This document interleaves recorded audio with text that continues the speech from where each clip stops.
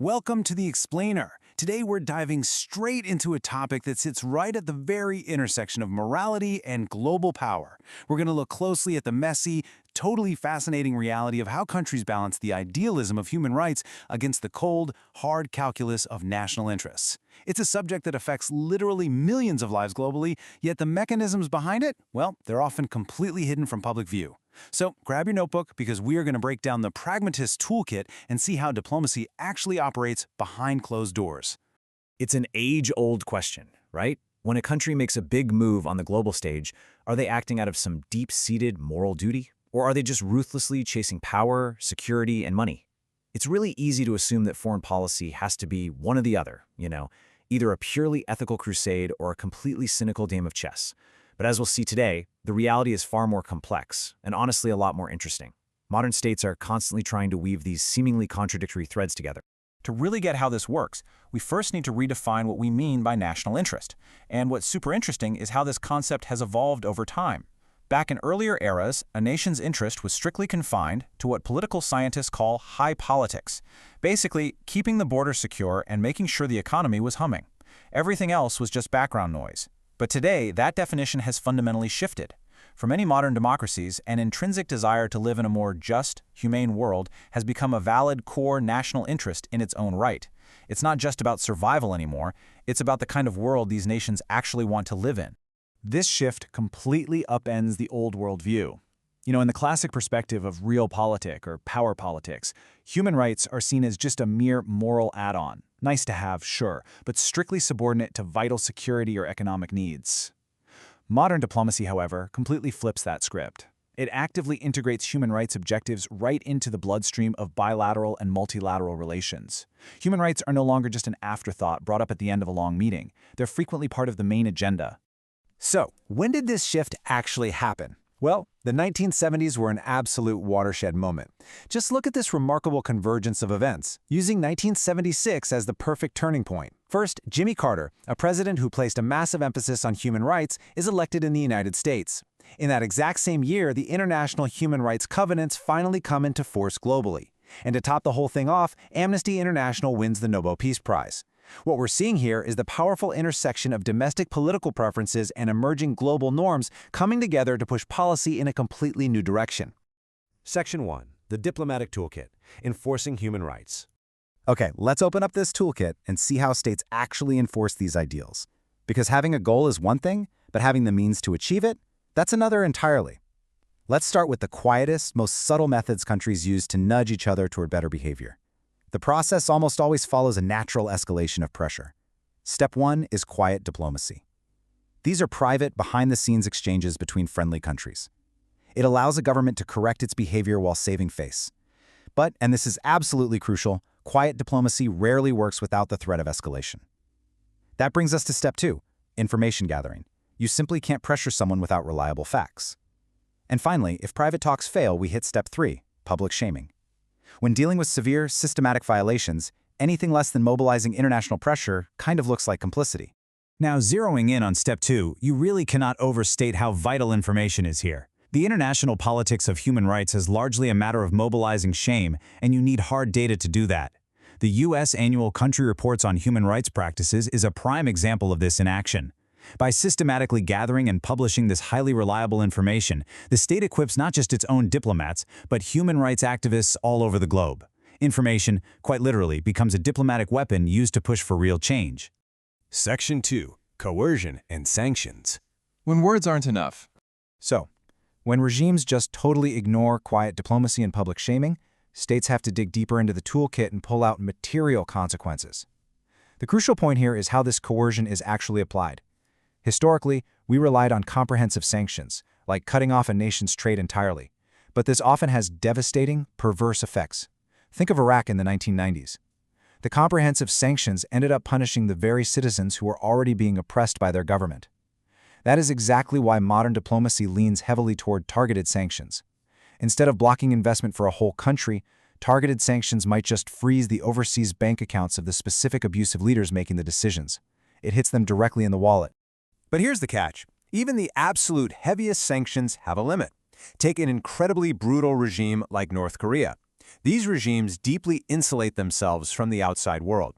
They essentially need very little from the global community because the leadership is entirely willing to let its own citizens suffer the dire consequences of total isolation. When a regime simply does not care about the well-being of its own people, the coercive power of sanctions essentially hits a brick wall. Section 3. The hidden aims. Beyond immediate fixes. Which logically makes us ask, why do states keep using these pressures if they so often fail? Well, human rights policies aren't always about immediate fixes. Check this out. Sometimes the goal is deterrence, making a country hesitate before committing future violations, like we saw in El Salvador in the 1980s. Sometimes it's norm building, altering global expectations over the long term, like the 1975 Helsinki Accords. Other times, it's pure domestic appeasement. It's designed to satisfy a state's own national voters, even if it has zero effect on the target country. And occasionally, it's simply punitive. It's about making human rights violators' lives less pleasant, even if it doesn't immediately remedy the situation. Sometimes, taking a stand is just the right thing to do. Section 4. Trade-offs and hypocrisy. Navigating ethical compromises. This complicated balancing act inevitably leads to some incredibly difficult ethical compromises. And here, we really need to separate two very different concepts: inconsistency and hypocrisy. You see, in foreign policy, decision-makers aren't acting as independent moral philosophers. Their job is to pursue the national interest, which means balancing security, economics, and human rights. That justifiable balancing act, that often creates inconsistency. Hypocrisy, on the other hand, is completely different. Hypocrisy is an unjustifiable abandonment of a state's stated values, where human rights lose out without any valid, reasoned trade-off. Let me ground that abstract theory in reality for a second. A pure moral point of view might say all violations require the exact same response. But realistically, cost calculations matter immensely. A state might heavily intervene in East Timor to stop human rights abuses, but simultaneously choose not to risk a catastrophic nuclear war with China over abuses in Tibet. Consistency in foreign policy means treating like cases alike, all things considered. Avoiding a nuclear war legitimately forces an inconsistent human rights response. It's a harsh reality for sure, but it's a necessary evil of global stability. Section 5. The reality of blowback. What happens when states push back? Now, let's explore what happens when targeted states don't just ignore these pressures, but actively push back. For decades, Western nations held massive leverage. But as global power shifts, the dynamics change entirely. Today, when a nation is pressured on human rights, they can increasingly find powerful new allies who simply don't demand those same conditionalities. As China's power has grown, for example, it's shown a willingness to enter into aid relationships without the human rights strings that typically come attached to Western aid. This provides abusive leaders with an alternative lifeline, totally diluting the impact of traditional diplomatic pressure. Let's look at a pretty extreme but highly illustrative case study of this blowback in action: the Philippines under former President Rodrigo Duterte. Upon taking office in 2016, Duterte vowed to enact radical policies to combat drug-related crime. This led to a fiercely lethal anti-drug campaign that completely shocked the international community. The numbers attached to this campaign are frankly staggering. By mid-2019, official Philippine police records alone indicated that the death toll from Duterte's drug war had reached over 5,500 people. This mass wave of arrests and killings targeted suspected drug users, petty criminals, and even street children. But the true scope of the violence went even further than that. Alongside those 5,500 official police killings, journalists and human rights groups documented an additional 3,300 victims of extrajudicial or vigilante-style killings. The UN Special Rapporteur on Summary Executions even reported that Duterte had seemingly given ordinary citizens a license to kill. Naturally, this created severe friction and immense pressure from the West. But instead of bowing to that pressure, Duterte offered the ultimate visceral pushback.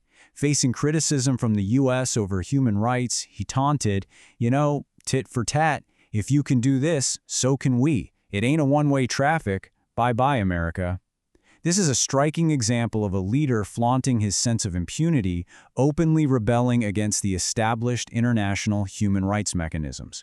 And the crazy thing is, he could afford to make those threats because he had an alternative support system ready and waiting. While telling the U.S. bye-bye, Duterte publicly praised China for promising a $14 million grant in small arms to assist his efforts, along with a $500 million long-term soft loan guarantee. He backed up his defiance by leaning entirely on this new financial and military support.